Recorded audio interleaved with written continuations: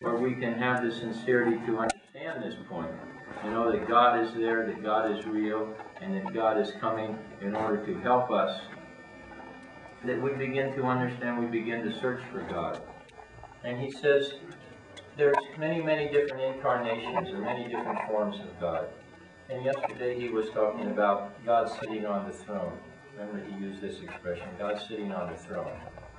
And then he said, you know, God is sitting on the throne, and then we have a fearful relationship with him. Like when we see a king or we see a president, he's sitting on his big chair. Generally in this day and age, we become a little fearful because of this absolute power, absolute monarchy, absolute dictatorship. We think that we will get in trouble, that they will exploit us. So, but still, Gurudev is saying that God has many, many different forms. And in the Chaitanya Charitamrita, this is explained. That the first incarnation of Krishna is Balaram. And from Balaram comes Pradyumna, Aniruddha, Sankarshan, and Vasudeva. And from Vasudeva comes many, many different forms of God. We call them Narayan forms. Because we're Vaishnavas. This is what we say. We say Narayan is a form of God. But actually, if we read the Chaitanya Charitamrita, we can see that these forms of God are all over the world. Krishnadas Kaviraj Goswami explains this very nicely, that all over this world there's various different forms of God. So we come to Italy, and we see so many churches, and we think there must be some form of God in this church. And we go to Russia, and we see churches, we think there must be some form of God there. We go to Latin America, there must be some form of God there. Because Krishnadas Kaviraj Goswami says, these forms of God are spread all over the world. And actually then we also know that it's not only forms of God, but every little place has its particular saint, has its particular spiritual master, has its particular sadhu. I'm sure in this church right up here there's some lady or maybe some man who preached God consciousness in this area, and he's revered as a sadhu or a teacher for this, this area. But anyway, so this is explained in the Chaitanya Charitamrita in Krishnadas Kaviraj Goswami's own way. But anyway, Gurudev just groups it all together and says very easily that all these forms of the Lord are like the Lord sitting on a throne. Some powerful person sitting on a throne, and we are at a distance, and we have some relationship with that man, with that God sitting on the throne, but it's a fearful relationship. So then he explains Sarvaduk Chamatkara Lila Proshi Varidhi, which is one of the main slokas in this book of Srila Gurudev's. And he says, but our God, our Krishna, he's not like that. He's not sitting on the throne.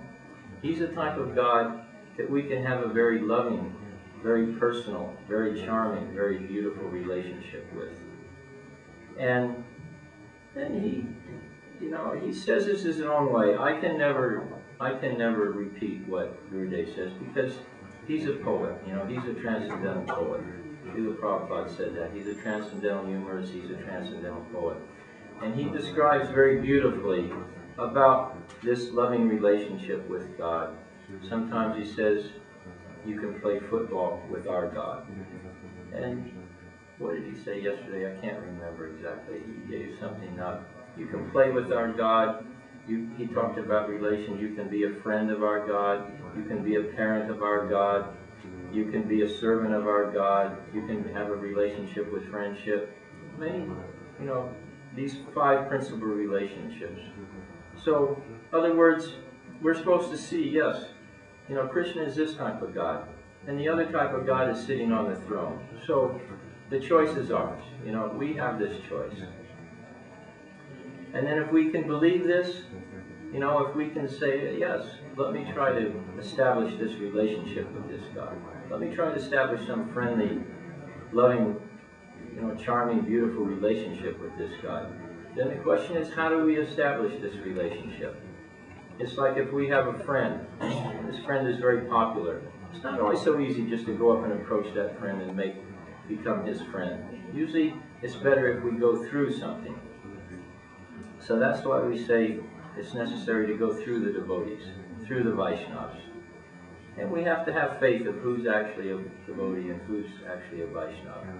But anyway, Gurudev didn't explain so much about that yesterday, but he explained about the glories of the holy name. So as I said, that at the beginning, we see there's so many faults in this age, but the Lord himself has come through his holy name. He's given this name, Krishna. And through this name, we establish this relationship with him. And sometimes it's a little difficult to understand about how we can just take the name of the Lord and establish a relationship. But then Gurudev says, all religions are chanting their name of the Lord. And he says he's seen this everywhere, in every religion. They may chant Jesus, they may chant Allah, they may chant Buddha, like Lucia Parvati, that great Italian singer, he just died recently. He was always taking the names of the Lord. Not only names, but various songs. He was glorifying God. And he was a very, very powerful singer. He became very, very popular. So, everywhere we see that people are glorifying God through his name or through songs, his different paraphernalia like this.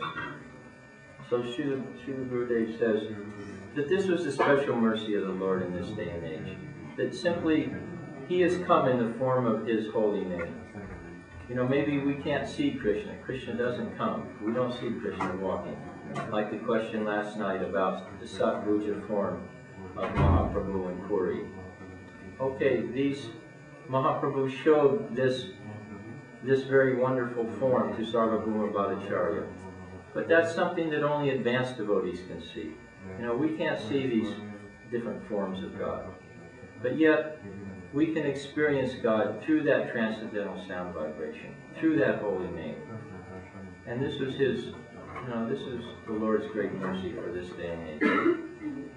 And then Gurudev began to explain about how, he's always, that Guru Maharaj trained him to spread this Krishna consciousness all over the world, to give this holy name all over the world. It's not something, in other words, that we just read in the book or we just start chanting ourselves, but we have to receive it from the pure devotee of the Lord. So Guru Maharaj spent so much energy training Srila Gurudev to give this pure holy name of the Lord, give this pure conception of Krishna consciousness all over the world. And he said that I've always experienced so many difficulties in my life, but I felt I had this protective relationship with Guru Maharaj. And when so many difficulties would come, Guru Maharaj would immediately banish these difficulties. So, we're trying to see, we're trying to think how fortunate we are to have this great personality that Srila Guru Maharaj trained up. And we know Srila Guru Maharaj was trained up by Srila Bhakti Siddhanta. So it's not such a cheap thing. And eventually it goes back to Srila Rupa Goswami and Bhaktivinoda Thakur and this great line of disciplic succession. So we have this opportunity to receive this name, to receive, pure Krishna consciousness from the pure devotee who was trained up by his spiritual master in a very close, intimate relationship. And when Srila Gurudev talks about how he always feels protected by Guru Maharaj. And I think we also, as devotees, maybe we don't have that close relationship with our spiritual master, but at least to some degree, we always feel protected from the very difficult situation in this material world.